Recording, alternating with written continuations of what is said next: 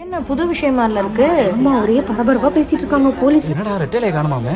எது ரெட்டலையை காணுமா? ஹலோ அண்ணே, ரெட்டலையை காணாமாமே, கேள்விப்பட்டீங்களா? ஏய் என்னடி ஊரே பரபரப்பா பேசிக்கிட்டு டேய் இருக்கு. மச்சான், ரெட்டலையை காணுமாண்டா? யோ மாப்ள, ரெட்டலை ஏதோ காணுமாம்ல. வணக்கம். தற்போது முக்கிய செய்தி ஒன்று வெளியாகி பரபரப்பை ஏற்படுத்தியுள்ளது. அதிமுகவின் சின்னமான இரட்டை இலை காணாமல் போயுள்ளது. காணாமல் போன இரட்டை இலையை மீட்க தனிப்படை அமைக்கப்பட்டுள்ளது. இதுகுறித்து டிவிஎஸ், கலாசசி, டெய்லி கரண்ட் ஆகியோரிடமும் போலீசார் விசாரணை மேற்கொண்டு வருகின்றனர்.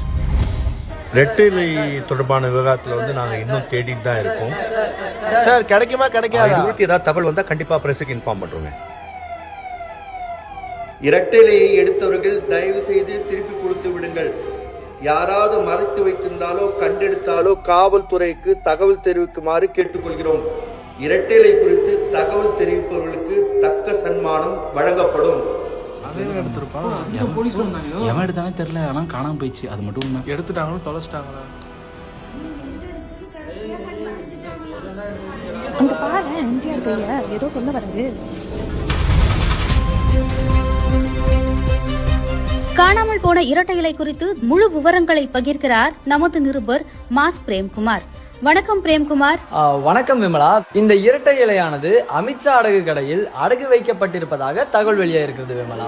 இது குறித்து நம்ம நேரடியா அமித்ஷா கடைக்கு சென்று பார்க்கலாம் விமலா. இங்கதான் அடகு வச்சிருக்காங்களா?